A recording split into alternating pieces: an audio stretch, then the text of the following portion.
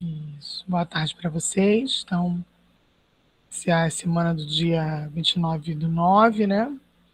É a nossa segunda semana do projeto das semanas para o Enem.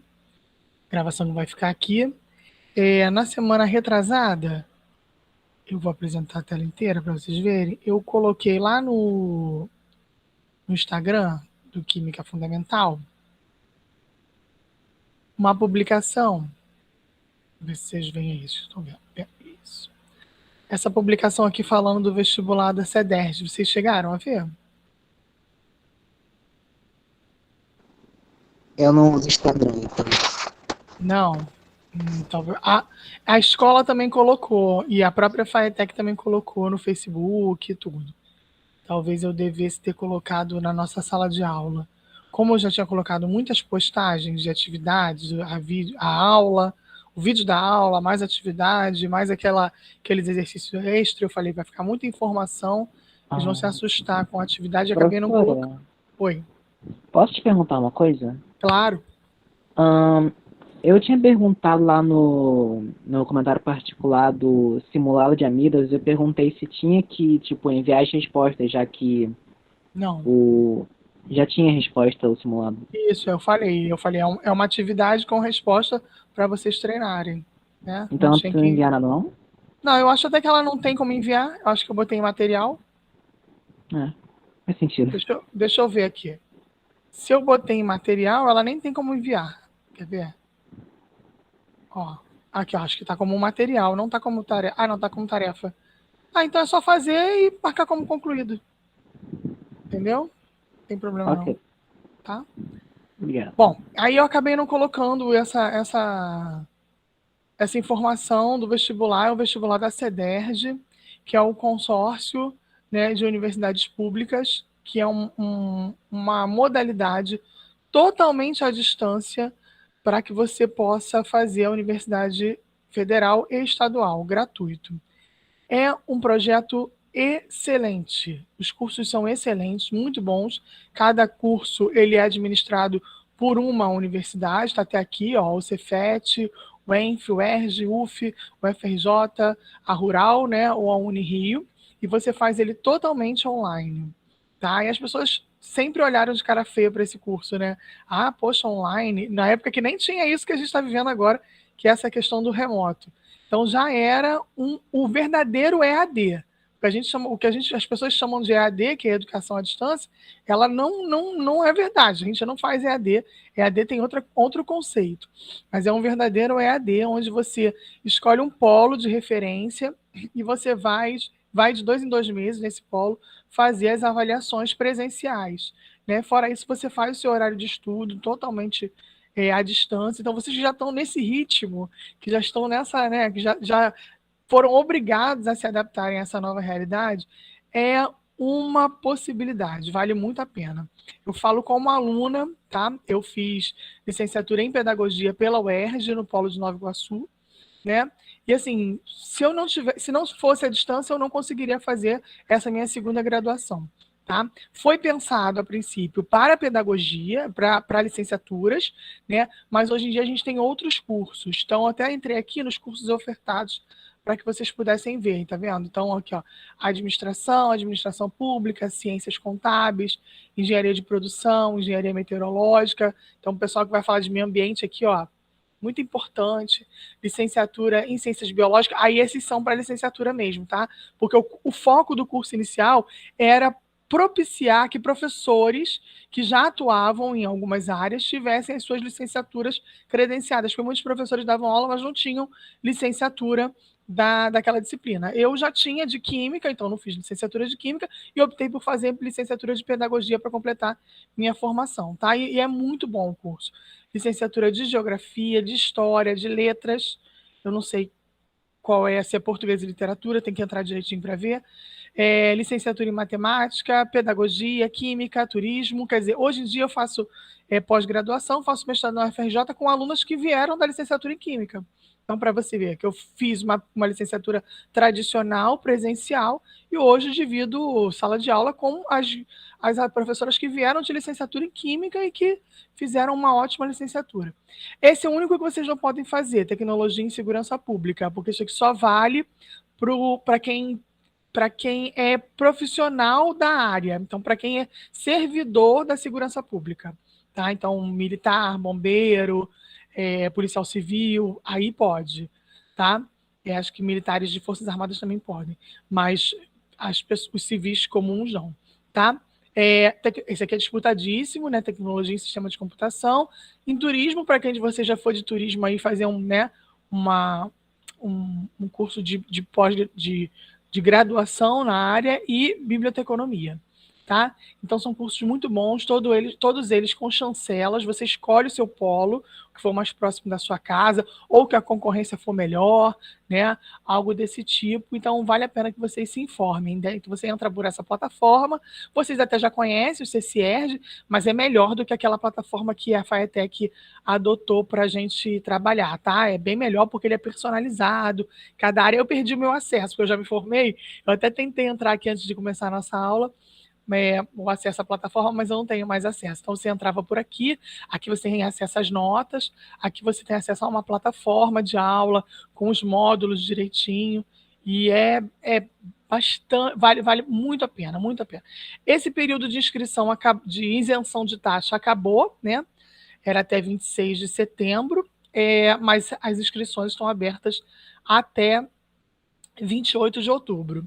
Então, quem puder, dá uma olhadinha lá, tá? Porque vale a pena mesmo. E muita gente não sabe que esse curso é oferecido ou tem medo da qualidade do curso. Então, falo como aluna para vocês, não precisam ter medo do curso, invistam que é uma grande chance de vocês terem um nível superior.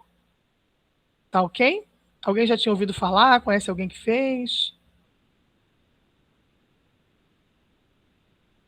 Eu não, pelo menos eu não.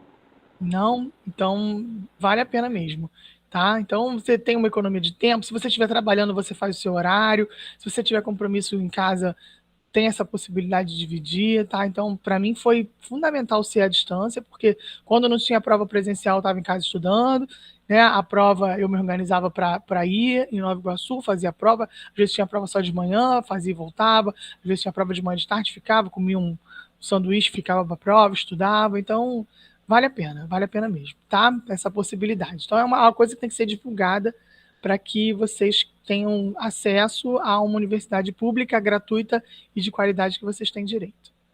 Vamos lá, então. Em relação à aula passada, o que a gente discutiu disso aqui, dos conceitos, eu vi lá que todo mundo que assistiu a aula acertou. Os conceitos não. Em geral, a gente tem uma porcentagemzinha dos alunos que marcam outras coisas, mas dessa vez não. Eu vi todo mundo marcou direitinho lá os conceitos. Nenhum problema dos conceitos, né? Na aula passada. Pode repetir, por favor, professora? Conseguiram correlacionar corretamente os conceitos que eu destaquei da aula passada. Todo final de aula eu vou destacar alguns conceitos, que é a parte que vocês vão ou procurar para se aprofundar, né, ou fazer, aprender mesmo aquele conceito na hora. Então, eu vi que ninguém errou. Alguém tem alguma dúvida que queira colocar sobre esses conceitos agora? Por enquanto, eu não tenho nenhum. Não? Alguém tem? Também tenho não. Até agora Não, eu né? já tô bem. Então tá bom. Então, eram esses conceitos que vocês relacionaram lá, nenhuma dúvida, vamos adiante. Então, essa é a nossa segunda semana do projeto. Eu volto na questão 57, que foi a questão que eu pulei na aula passada, porque ela era um pouco mais complexa e porque ela envolve conceitos novos. Então, ela é a mais difícil de hoje, tá? Ela envolve um conceito importante, um conteúdo importante, chamado cálculos químicos. Os cálculos químicos, eles são baseados em três leis. Lei de Lavoisier, a lei de Proust e a lei de Gay-Lussac. A lei de Lavoisier é uma lei que vocês já ouviram falar em algum momento, que é aquela que diz que na natureza nada se perde, nada se cria, tudo se transforma. Na verdade, esse conceito não é um conceito de Lavoisier, é um conceito de um filósofo muito anterior a ele, mas que ele conseguiu, com os seus experimentos, provar que essa filosofia estava correta. Então, ele utiliza para elucidar a sua descoberta. Tá? E acabou que todo mundo atribui essa frase a Lavoisier, mesmo ele não sendo o, o autor da frase, mas foi ele que difundiu. Né? Então, tem a lei de Lavoisier, muito importante. Lavoisier é considerado o pai da química moderna. Hoje a aula do segundo ano é só sobre Lavoisier, a importância de Lavoisier e do conceito de Lavoisier para a química. Tá? Então, a química ela se divide antes de Lavoisier e depois de Lavoisier. Como ninguém é unanimidade, Lavoisier também não é unanimidade. Tá? Há muita controvérsia sobre Lavoisier, porque algumas pessoas atribuem que Lavoisier ele só foi um bom organizador de ideias que já existiam. Então, ele pegou as ideias que vários cientistas, né, tinham antes dele ou durante o tempo dele, né, contemporâneo a ele, e conseguiu organizar. Tá? Ele conseguiu organizar, isso é uma qualidade, né, algo que tem se destacado, e há alguns cenários que têm que ser entendidos. Então, Lavoisier é francês, havia um domínio econômico, né, e político no mundo da França. Há uma disputa de França e Inglaterra, então a gente vai ver que muitos dos cientistas são ou franceses ou ingleses, e eles estão o tempo todo disputando. Depois a Alemanha entra nesse cenário, com cientistas também que a gente tem com influências muito importantes. A gente até falou do processo de Haber-Bosch, né, e da questão do Haber ser ligado ao exército nazista. Mas existia uma disputa, né, de poder, e conhecimento é poder, e a ciência serve ao sistema, né, da época. E Lavoisier consegue essa organização muito por causa da sua esposa. A esposa de Lavoisier também era uma pessoa muito esclarecida, com muito estudo, muito culta, que recusou um casamento de interesse típico da época para casar com alguém mais pobre, né? Que era Lavoisier, que não era pobrinho, não. Não era riquíssimo, mas também não era pobrinho, não. E por causa da possibilidade de continuar os seus estudos. Então, ela era quase uma auxiliar do trabalho dele. E ela tinha conhecimento em inglês. Então, ela conseguiu ler muita coisa em inglês para ele, né? Traduzir para que ele colocasse esses seus estudos em prática. E ela conseguiu também traduzir muitas coisas dele para o inglês. E aí você tinha difusão por escritos, né, estarem em inglês e não só em francês, desse conhecimento desse nome de Lavoisier. Então, Lavoisier ficou muito conhecido, depois morreu, perdeu a cabeça na guilhotina, quando a Revolução Francesa tomou o poder. Como cientista não era uma profissão, tá, gente? Não existia a profissão professor, profissão cientista, não tinha isso. Então, a profissão de Lavoisier era contador, ele era um cobrador, na verdade, associado à coroa francesa. E aí, quando a coroa caiu, ele caiu junto e foi guilhotinado. Algumas pessoas até intercederam, né? Havia descobertas importantes, era um cara inteligente, não precisava ter matado, mas houve até um julgamento, segundo a história, que diz que as pessoas disseram que a França não precisava de pessoas inteligentes. Bom, aí é coisa para vocês se aprofundarem na história e fazerem a sua própria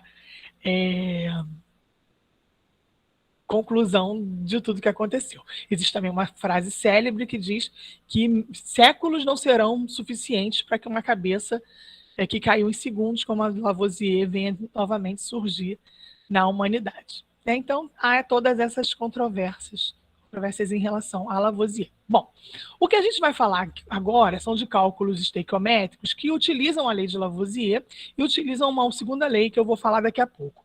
Essa lei de Lavoisier é a lei que rege o balanceamento das equações. Vocês já devem ter visto em algum momento que a gente coloca do lado de uma equação química é geralmente um reagente, né, com outro reagente, formando um produto, né, ou mais de um produto. Vamos supor que eu tenha formado um produto B e um produto C, né, e eu faça uma colocação disso aqui utilizando números que são coeficientes que envolvem a quantidade. Por exemplo, eu coloco que são 2 R's, né? E aí lá do outro lado eu tenho um B e um C sendo formados, né? Então, esses números aqui que eu faço para fazer o ajuste da quantidade é o que eu chamo de coeficiente estequiométrico.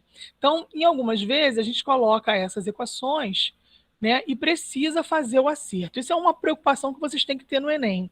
Tá? O Enem ele não diz para a gente assim, essa equação está balanceada ou não está balanceada. O que é estar balanceada? É obedecer à lei de Lavoisier. Uma equação balanceada, ela tem o mesmo número de elementos antes, nos reagentes, e depois nos produtos, porque na natureza nada se perde, nada se cria, tudo se transforma. Então, se você vir uma equação, por exemplo, de formação da água, que literalmente envolve a reação do gás hidrogênio com o gás oxigênio para a formação da substância água, que a gente conhece a fórmula, que é H2O, a gente observa que há algum problema aqui nessa lei de Lavoisier, na equação do jeito que ela se apresenta. Né? Por quê? Porque você tem aqui, no início da equação, a gente vai considerar o antes, né? Que são os reagentes, e o depois, que são os produtos, depois da seta, as substâncias formadas.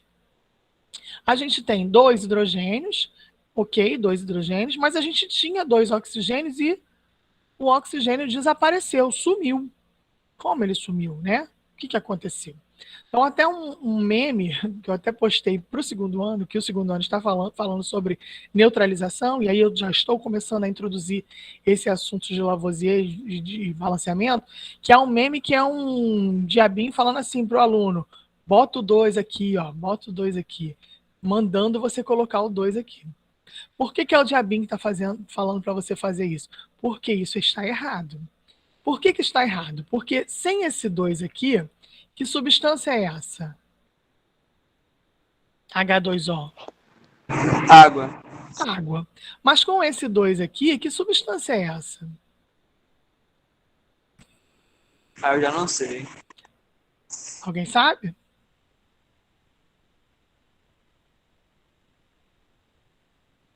É a chamada... Hã? Hidróxido? É só um... Não, é peróxido. É peróxido de hidrogênio. É o que vocês conhecem como água oxigenada. Então, essa substância H2O2 é água oxigenada, não é água.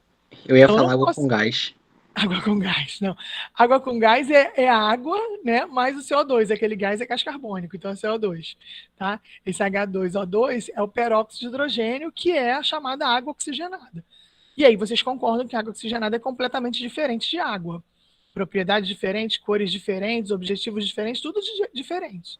Então Eu não nunca posso... vi uma água oxigenada, então. Não é verdade? Então eu não posso, né, fazer uso da água oxigenada do mesmo jeito que eu faço uso da água. Então eu não posso vir aqui e mudar simplesmente a proporção entre hidrogênio e oxigênio, porque se eu faço essa mudança, eu mudo a substância.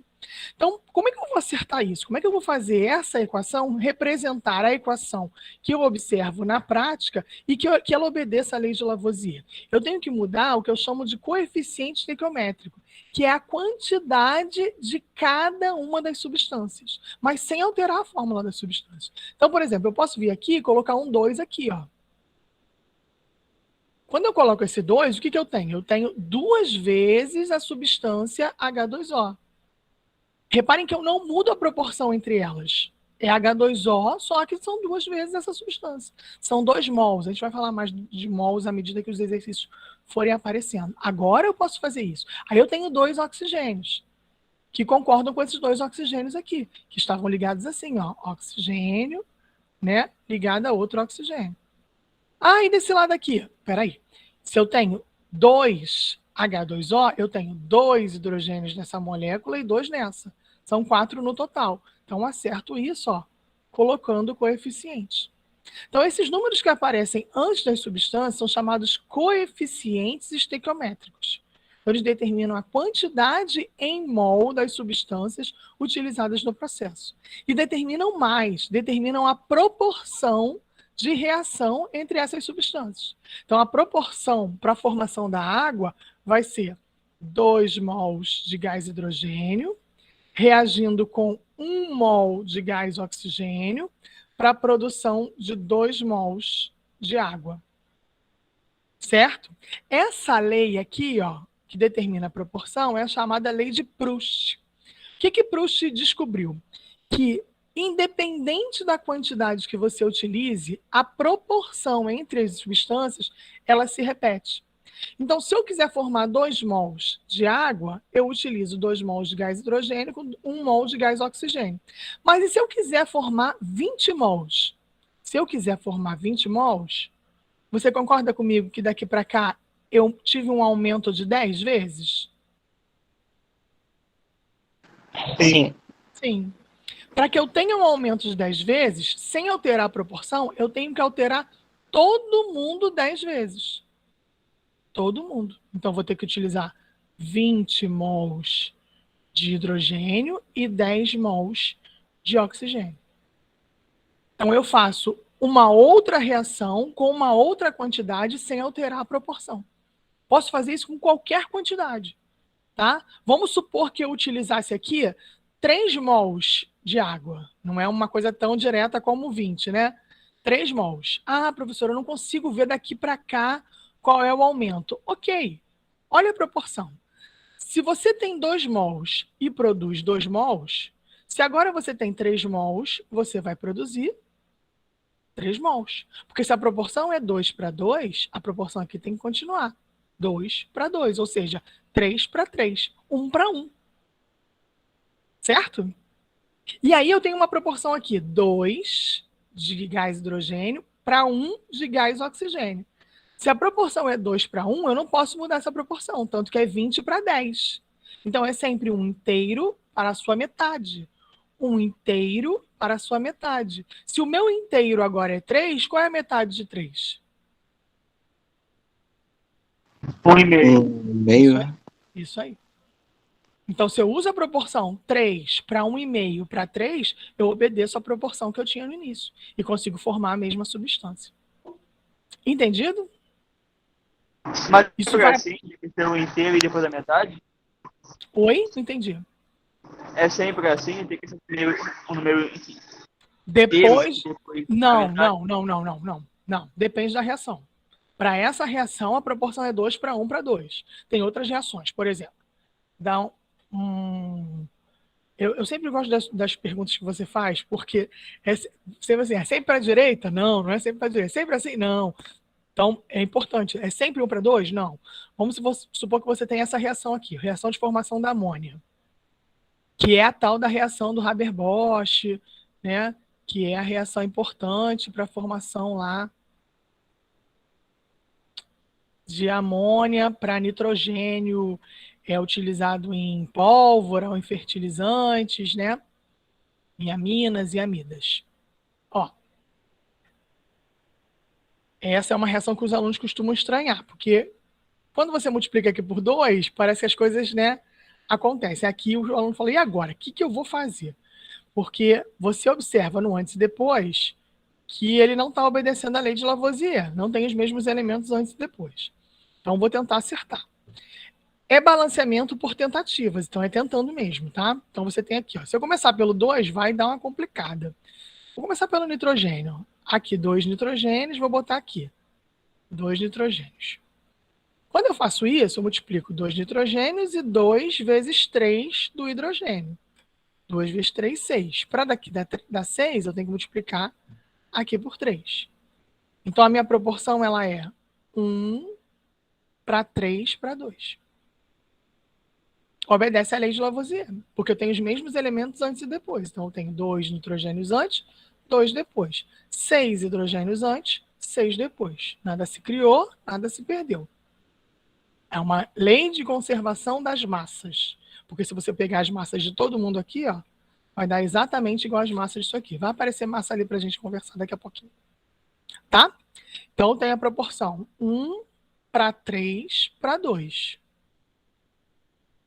Se eu uso agora, se eu quero usar, vamos supor, 5 mols, posso usar qualquer valor, mas eu tenho que obedecer a proporção. Olha a proporção, é 1 para 2. Então, eu sei que se aqui é 5, aqui vai ser quanto?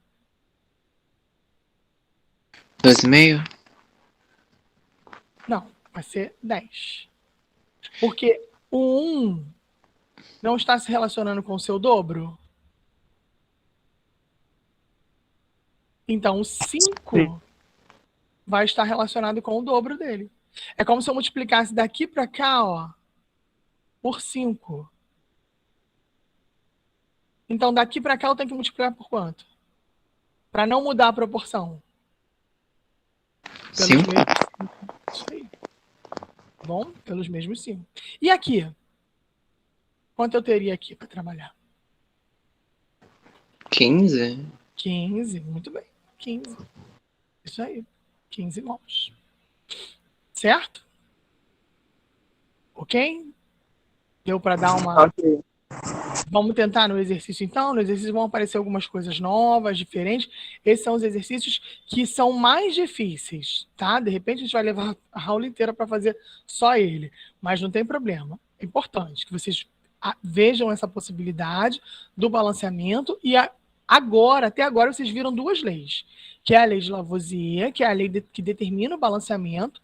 Então, esses números coeficientes que vocês colocam é para ter o mesmo número de elementos antes e depois, e a lei de Proust, que é a lei das proporções. A terceira lei é de Gay-Lussac, mas aí eu preciso avançar um pouquinho para falar de gases com vocês depois. Tá bom? Então vamos ficar com essas duas leis e vamos ver se a gente consegue fazer esse exercício, mas eu já sei que esse exercício vai precisar de um conceito de massa molar que não apareceu aqui, mas que eu vou explicar à medida que eu for realizando a correção, tá? Deixa eu apagar aqui para ficar com o meu quadro livre para vocês. Vamos lá.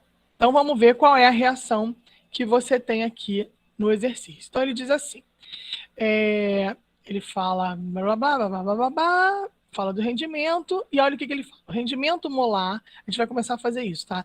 Lê a questão de trás para frente, porque as questões muito grandes, às vezes, fazem a gente perder muito tempo com informações que a gente nem sempre vai aprender ou vai absorver. Então, quando a gente lê de trás para frente, eu falei na aula passada que eu ia começar a fazer isso depois. Quando a gente começa a ler de trás para frente, a gente já cata aqui no texto, já busca no texto as informações que você precisa para resolver, tá? Então, o rendimento molar da reação, em que 32 gramas de metanol foram obtidos a partir de 142,5 gramas de brometo de metila e 80 gramas de dióxido de sódio, é mais próximo de... Então, vamos lá. Primeiro, eu preciso dessa reação. Todo exercício de química que envolve cálculo vai ter uma reação. Então, a primeira coisa que você vai fazer é buscar essa reação. Eu vou colocar tipo uma receitinha aqui. Então, localizar a reação.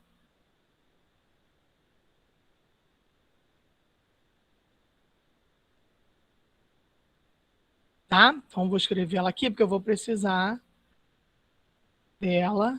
Já devia até ter copiado para adiantar. Copiei. BR, que é o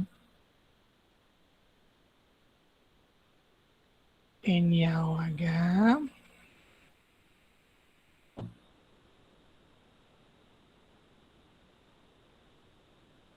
E aí você vai fazer o metanol, que é o CH3OH, mais o NaBr. Depois de localizar a reação, o seu segundo passo vai ser balancear, ou conferir se ela já está balanceada, tá? Então, o segundo passo vai ser fazer o balanceamento. Balanceamento vem de balança. Balança foi um instrumento que Lavoisier introduziu nas suas pesquisas para provar que a massa dos reagentes era conservada com a reação acontecendo, tá? Então, depois você vai ver o balanceamento. O balanceamento você vai conferir se o número de elementos antes é igual ao número de elementos depois. Se a gente olhar aqui, ó, eu vou botar só o apontador para não sair rabiscando tudo. Olha o que você tem. Olhando de maneira assim geral, tá? Bem grotesca. Você tem, ó, CH3, que não é um elemento só, mas é um grupo, BR e o BR, Na e Na, e OH e OH. Se você for um pouco mais detalhista, você pode dizer que você tem um carbono antes, um carbono depois, um Br antes, que é um bromo depois, um sódio antes, um sódio depois, e 4 hidrogênios, ó, porque tem 3 aqui mais um aqui, 4 hidrogênios antes e 4, ó, 3 mais 1 depois. Essa reação é chamada reação de dupla troca, tá? A literatura chama assim. O que acontece? É como se você tivesse uma dança de pares, você trocou de par. Então você repara que o bromo, que estava ligado ao CH3, agora está ligado ao Na, né? E o OH, que estava ligado ao Na, está ligado ao CH3. Então é como se você trocasse os pares das substâncias do cátion ânion, positivo e negativo. Não é só isso, mas é só para vocês terem uma noção do que está acontecendo. Então, como eu tenho o mesmo número de elementos antes e depois, eu tenho uma reação que já está balanceada, eu não preciso fazer o balanceamento. Ah, e daí? Isso significa que a proporção entre os elementos é a que eu estou vendo aqui, ó. É 1 para 1 para 1 para 1. Facilita a minha vida, né? Antes eu vi que eu tinha reação que a proporção podia ser 1 para 2. O outro podia ser 3 para 1, 3 para 2. Aqui é tudo 1 para 1. 1 mol para 1 mol para 1 mol. Se ele tivesse me feito a pergunta em mol, eu poderia resolver a partir daqui sem problema nenhum. Só que ele fez a pergunta em grama. E aí eu tenho que fazer uma conversão de mol para grama. Como? O mol, ele é uma unidade específica para a gente utilizar com coisas de química, moléculas, átomos, íons. Por quê? Porque as coisas utilizadas em química, as espécies químicas, elas são muito pequenas. Então, para a gente juntar uma quantidade considerável, a gente precisa de uma quantidade muito grande. Se a gente vai fazer aglomerações, associações de ovos, a gente junta uma dúzia. Em geral, a gente faz isso, né? Apesar de que agora são 30 ovos, né? Não tem número para isso, não tem um nome para isso, mas a gente tem uma unidade que a gente usa, que é a dúzia. Então, a gente fala que uma dúzia é 12. Né? Quando a gente aprende criança que o 6 é meia, né? Eu lembro da minha filha que eu falo meia, e ela fala meia porque é meia, né? O 6 porque é meia dúzia. É uma unidade tão utilizada que a gente acaba incorporando até em outras coisas que não tem a ver necessariamente com a dúzia. Em química é um mol, tá? O mol é uma quantidade muito grande. Para você ter um mol de qualquer coisa, você tem que reunir 6 vezes 10 elevado a 23 unidades. É coisa à beça. Se você começar a contar bolinhas de gude, agora você vai acabar a sua vida e você não vai ter isso de segundos de vida. É muita coisa, tá? Por quê? Porque as coisas em química são muito pequenas. Então, se você tem 1 mol de átomos, você tem 6 vezes 10 elevado a 23, então são 6 e 23 zeros, unidades do átomo. Então, se você tem 12, vamos voltar na dúzia, que é algo que a gente conhece. Se você tem 12 canetas, você tem 12 unidades de caneta, uma dúzia de canetas, você tem uma massa. Se você tem 12 caminhões, você continua tendo 12 unidades. Mas você continua tendo a mesma massa do que uma dúzia de canetas? Não. Óbvio que não. Se a unidade muda a sua massa, a dúzia vai mudar a sua massa. É a mesma coisa com o mol. O mol, ele tem a mesma quantidade de unidades para qualquer substância, qualquer uma. Mas ele não tem a mesma massa. Quem determina essa massa é a espécie que está sendo analisada. Todas essas massas estão na tabela periódica. Então, essas massas que ele deu aqui, ó. Cadê meu mouse? Aqui, ó. Que o hidrogênio tem 1. Olha só. É a quantidade em grama por mol. Cada mol de hidrogênio pesa 1 grama. Que o carbono tem 12. Cada mol de carbono, 12 gramas. Que o oxigênio, 16. Cada mol de oxigênio, 16 gramas. Que o sódio tem 23, cada mol de sódio 23 e o BR, bromo, 80 gramas. Cada mol de bromo tem 80 gramas. Então, em todas essas situações, você tem 6 vezes 10 elevado a 23. Mas você tem massas diferentes porque você tem unidades diferentes, espécies químicas diferentes. Se você tem uma molécula, você não tem um átomo só, você tem mais de um átomo na molécula. Por exemplo, já vou adiantar aqui do CH3BR. Se H3BR tem na molécula o carbono, que me foi informado, ou me foi fornecida uma tabela para eu ver que a massa dele é 12, eu não preciso decorar. Ele tem 3 hidrogênios, cada hidrogênio tem massa 1, então são 3 vezes 1. E o bromo, que tem massa 80. Então, a massa do CH3 vai ser 80 mais 12 mais 3. Vai ser 95. Então, quando eu digo para vocês aqui que eu tenho 1 mol de CH3, é a mesma coisa que 95 gramas de CH3. São 95 gramas de NaOH também?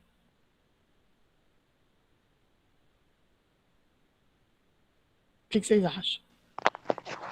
Não? Não. Isso aí, não. É 1 mol. É a mesma quantidade de unidades. Mas é uma espécie diferente.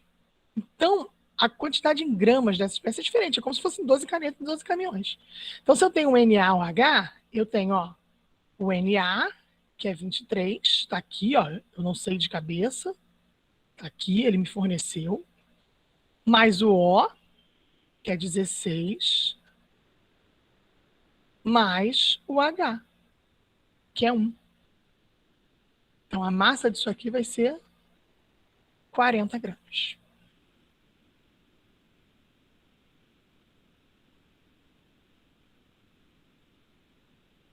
Ok? Vou adiantar aqui. Essa massa aqui, 32 gramas. E o NaBr, 103 gramas. Vou tentar achar no problema o que ele quer. Vou ler de novo aqui embaixo a pergunta. Ele quer saber o rendimento da reação. Então, ele quer saber aqui, o rendimento. Por quê? Rendimento eu espero que sejam obtidos 100 gramas. Foram obtidos 80. Opa, 80% de rendimento. Era para ter obtido 100? Era, mas 80% para uma indústria química é algo muito bom, tá, gente? Eu esperava que a obtenção de produto fosse de 100 gramas. Foram obtidos 5 gramas. 5% de rendimento? Horrível. Muito ruim mesmo, né? Então, como é que eu vou fazer para aumentar esse rendimento? Para melhorar a minha eficiência? Tempo é dinheiro. Como é que é isso? Como é que eu vou aumentar isso? Então, são estudos que a indústria química faz. Mas que aqui a gente vai simplificar. É só entender o conceito.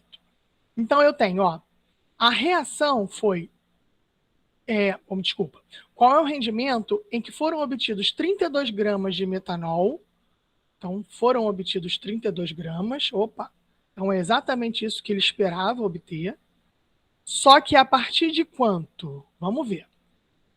A partir de 142,5 gramas de brometo de metila, que é esse aqui, 142,5 gramas.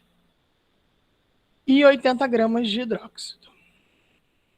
Lembra que a gente viu agora há pouco,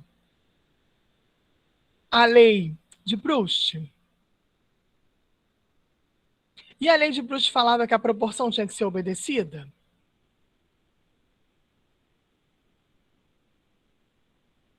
Sim ou não? Como, professora? A gente falou agora há pouco da lei de Proust e eu disse que a proporção tinha que ser obedecida. A proporção é igual quando você faz um bolo. Se você usa 2 ovos para fazer uma medida de bolo, se você quer fazer mais bolo, você não vai só dobrar a farinha, você tem que dobrar o ovo, na mesma proporção. O leite, na mesma proporção, você tem que obedecer as proporções, correto? Sim. Sim. Dá uma olhadinha aqui de maneira geral. Ele tinha 40 e agora ele tem 80. Ele dobrou, certo? Certo. Certo. Se ele dobrou aqui, para ele obedecer a proporção, o que ele tinha que ter feito aqui? Dobrado os outros dois. Isso aí. Dobrado aqui também. Então vamos começar pelo 95. O dobro de 95, quanto é que é? 190? Isso. E aí você não tem 190. Sabe o que isso significa? Significa que você tem mais de hidróxido do que você precisa. Não é que faltam brometo de metila. Tem mais hidróxido do que você precisa. Você acabou de definir que essa quantidade aqui que estaria faltando é o que ele chama de reagente limitante. Sabe o que é o reagente limitante? É o reagente que acaba primeiro. Vamos supor que você esteja queimando um barril de gasolina. A combustão é a reação entre a gasolina e o oxigênio. A gasolina vai queimar, a combustão vai ocorrer até quando? Quando acabar toda a gasolina ou quando acabar todo o oxigênio? Imaginando Quando acabar toda a gasolina? Isso, imaginando que estamos num ambiente aberto. Quando acabar toda a gasolina, porque a gente não vai ter como acabar com todo o oxigênio. Então, a gasolina nesse processo seria o que a gente chama de reagente limitante, é aquele que acaba.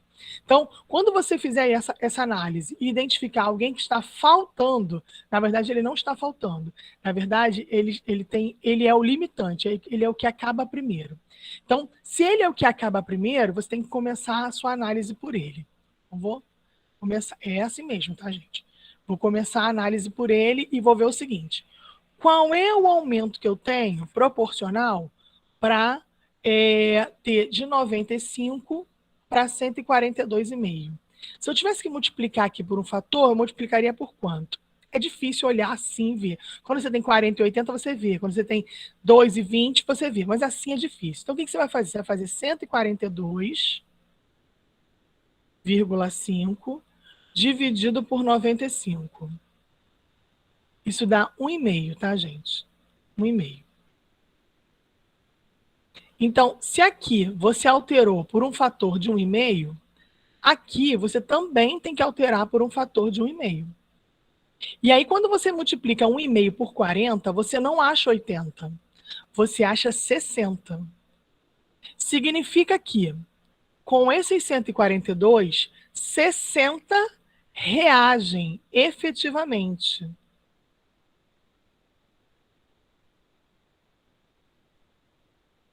E os outros 20, os outros 20 sobram. É o que você tem em excesso. Gente, sobra não participa da reação. Sobra não entra na reação. Não é o que eu estava esperando.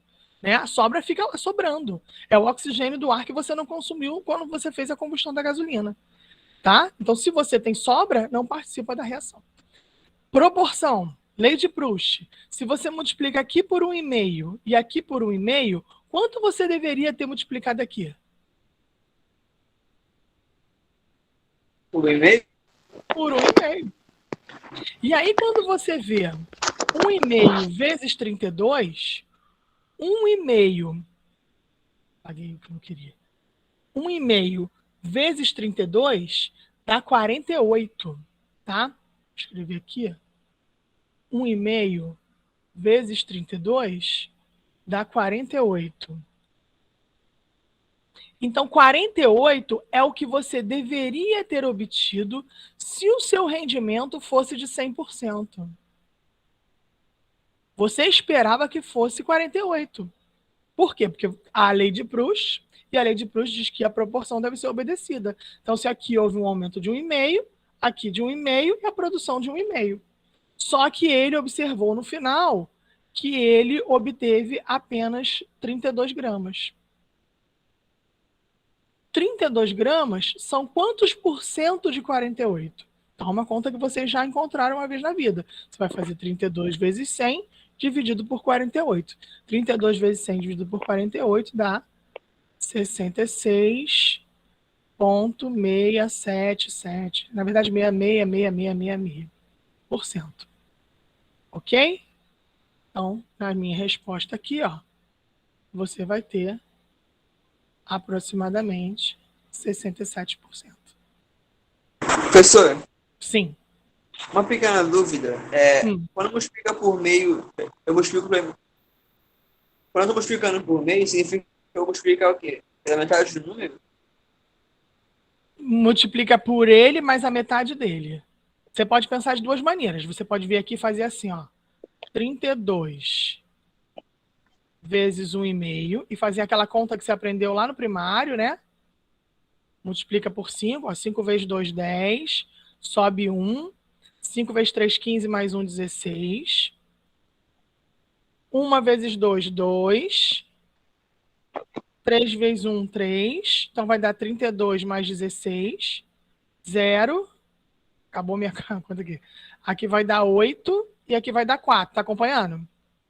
Como tem uma vírgula, vai ficar uma vírgula aqui. Então fica 48. Não foi exatamente os 48 que eu achei?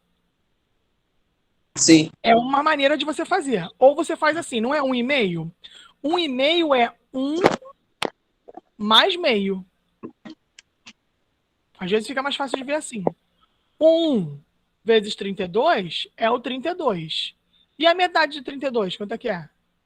É 16. Isso aí. 32 mais 16 vai dar... 48. Achou do mesmo jeito. Você que sabe. Tá bom? É a matemática que te serve, não você que serve a matemática. A matemática é que trabalha para você. Ok? Então não tem regra. Ok. Você que decide como você vai fazer. Ok? Eu imagino que esse tenha sido um exercício difícil. Primeiro porque ele parte de um mundo totalmente novo. De balanceamento, de relação de molde, relação de massa. Esse é um exercício que a gente precisaria de pelo menos uns 2 meses de aula para fazer. Mas não é por isso que a gente vai deixar de discutir, entendeu? Porque esse conceito ele vai aparecer de novo, e de novo, e de novo, e de novo. Então, a cada exercício que a gente vai analisando, a gente vai lembrando, tem aquele negócio da proporção, tem aquela parada de Lavoisier, tem aquela parada de você multiplicou aqui, tem que multiplicar aqui também. E aí a gente vai acrescentando informações no nosso conhecimento. Tudo bem? Vamos tentar fazer mais 2? Já que eu falei que esse seria grande mesmo, mas não adianta. Eu já pulei ele na aula passada. Se eu estivesse pulando, a gente nunca vai resolver ele. Então, resolvemos o exercício. Professora, daqui a 7 minutos daria o horário que eu tinha sei. marcado. Né? Mas as outras eu já botei de propósitos mais simples para a gente conversar. Tá bom? Por exemplo, esse aqui. Esse é um exercício que ele não precisa nem que você saiba química. Ele precisa que você saiba interpretar o gráfico só. Então, você também vai encontrar esse tipo. Ele tem uma explicação química que a gente vai utilizar, até porque os outros exercícios que a gente não vai resolver vão envolver essa explicação, mas para ele ser resolvido, ele precisa que você analise o gráfico. Então, ele está falando aqui do aquecimento de um material por irradiação no micro-ondas. E vocês têm micro-ondas em casa? Eu tenho. Que bom. Quem vai entrar aí na química da cozinha, e a gente vai fazer uma atividade que pode precisar do micro-ondas. Vocês sabem que o micro-ondas não aquece todas as substâncias da mesma maneira, né? Porque o micro-ondas, ele é um aparelho para aquecer água. Então, a substância ela tem que ter água na sua composição ou nela, no preparo, para que ela seja aquecida, tá? E aí ele mostra algumas coisas aqui, ó, de aquecimento. Por exemplo, ele utiliza a água como quadradinho e mostra aqui uma curva, tá? Uma reta, né? Na verdade a gente chama tudo de curva, mas uma reta que mostra o aquecimento da água. Ok, ao passar do tempo, você tem o aquecimento da água. Quando você fala do metanol, do etanol ou do propanol, até tem um aquecimento, mas só inicial, tá vendo? Há um aquecimento inicial. Mas se você deixar muito tempo aquecendo, olha o que acontece. Começa a cair a temperatura. Engraçado, né? Olha, começa a ter um comportamento diferente da temperatura. E se você tem um N-hexano, nem adianta colocar no micro-ondas. Adianta? Pode deixar no micro-ondas, olha lá, 80 segundos, que ele não tem aquecimento. A temperatura dele não varia. Então, em geral, a gente tem que ter uma interação entre as moléculas, e a molécula ela tem que vibrar na frequência do micro-ondas. Tá? Não, o micro-ondas não causa nenhum mal dentro, nenhuma alteração da substância, nem nada não. Tá? Ele é feito naquele aparelho. Hoje em dia os micro-ondas são muito mais modernos, muito mais seguros, tá? Para aquecer ali. O único problema do micro-ondas para a gente, a questão de saúde, é você aquecer plástico, porque há o bisfenol, para alguns plásticos que é liberado na água. Mas é o mesmo problema de você utilizar, por exemplo, papel filme, mesmo sem aquecimento, no alimento. Também bastante cancerígeno, é bom evitar. Mas se você aquece no vidro, não tem problema nenhum. Tá?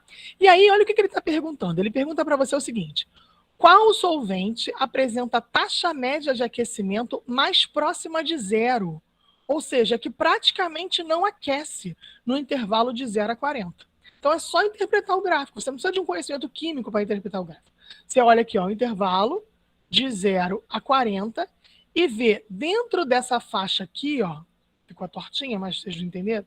Dentro desse intervalo aqui, quem apresenta um aquecimento próximo a zero, ou seja, que não tenha variação no aquecimento. Não quer dizer que é o mais próximo a zero. Isso é uma coisa que o gráfico poderia levar para vocês a uma confusão. Vamos supor que essa linha tivesse aqui, ó. Fosse assim a linha.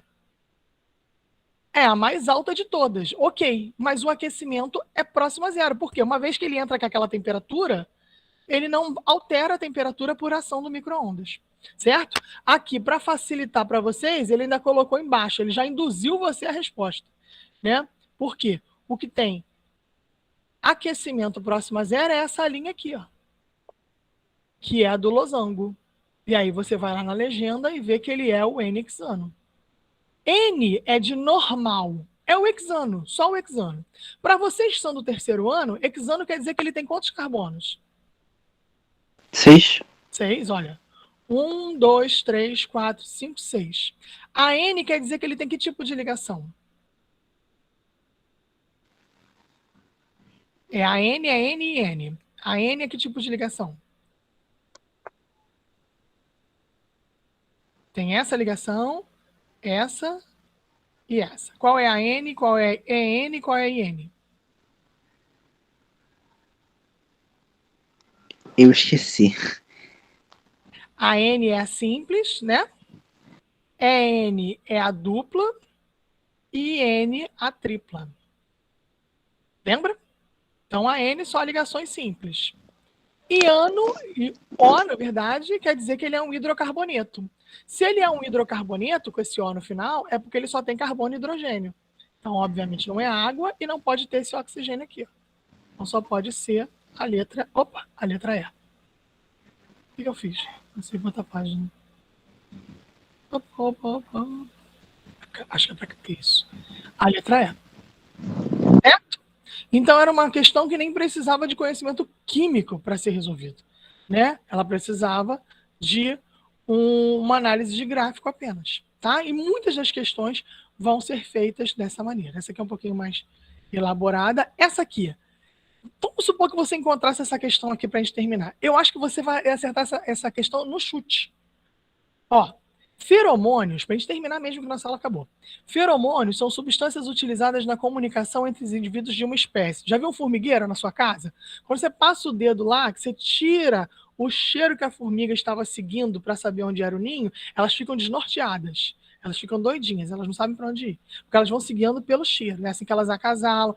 Por isso que quando você mata uma abelha, as outras vêm para te atacar, porque ela vai emitir substâncias, produzir substâncias que dão um alerta, opa, perigo, salvem a rainha, e aí começam a te atacar, que você é o inimigo, né? Ou fogem, tá? Para acasalar também elas usam isso.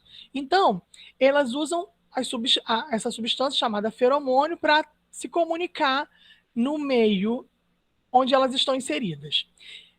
Ele diz o seguinte: o feromônio ele pode ser natural ou pode ser uma espécie que emite aquela outra substância. A gente até viu algo parecido sobre isso. Se você tivesse que analisar entre as opções que ele te deu e entre o feromônio original, o que você vê no feromônio original que pode também ser observado entre as espécies mostradas aqui? O que você acha? Tem ligação dupla entre dois ali? Entre o quê? Entre duas linhas ali. Tem ligação dupla. Viu como você percebeu? Tem uma ligação dupla entre duas linhas. No 5, não é no 5 que você está falando? Sim, sim. E aqui também tem ligação dupla entre duas linhas. Um outro aluno já me disse numa outra aula que é o OH. Não está errado. Ó, não está errado.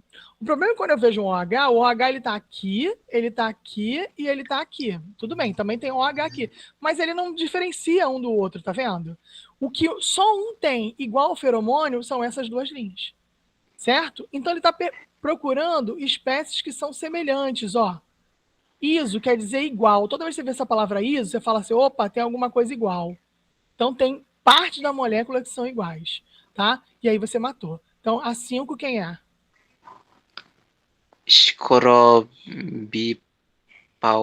Eu deixei pra você Escorobipalpuloides falar porque eu não absoluta. queria falar. Eu deixei pra você falar porque você não queria falar. Você podia ter dito, é utilizado no cultivo do tomate. E aí você vai marcar aqui, ó, utilizado no cultivo do tomate. Certo? Então é uma questão que você pode ganhar por interpretação. É uma questão que você pode resolver mesmo sem ter um conhecimento específico, com algumas observações mais espertas sobre o assunto. Então, tanto do gráfico quanto essa são exemplos disso que vocês vão encontrar.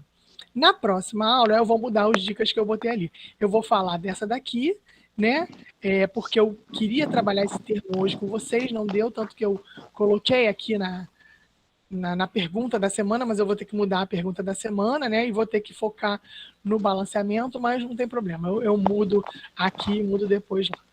Tá certo, gente? Alguém quer falar alguma coisa, tirar alguma dúvida? Tá certo.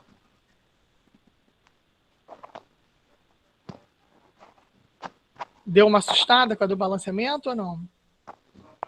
Só Sim, parece ter muito cálculo, mas. proporção. A parte proporção 1:1 me confundiu bastante. Tá bom, mas ela tinha que aparecer, vocês entendem? Eu já tinha pulado ela na aula passada, né? Porque ela iria tomar um tempo grande para a gente resolver. E assim, ela tem que aparecer essa primeira para eu discutir. Eu já vi nos outros Enems que é um assunto que aparece. Se vocês seguirem sites que dão informação sobre química, todos eles vão falar cálculo, sempre cai cálculo, olha para cálculo, balanceamento e cálculo. Então, a gente vai ter que falar, cada aula um pouquinho, cada semana um pouquinho, para ver se essas questões de cálculo ficam um pouco mais simples quando a gente tiver no Enem propriamente dito. Tá bom? Ok. Tá bom. Então, um abraço para vocês. Eu vou mudar a pergunta da semana, porque a gente acabou não discutindo o lipo e o hidrofílico que eu queria, mas vai ser em torno de Lavoisier e Proust. E aí a gente volta para a terceira semana na semana que vem. Tá bom? Um abraço. Obrigada pela presença e pela participação de vocês. Abraço, professora. Tchau. Tchau, Tchau, Boa professor. semana. para vocês também. Tchau, tchau.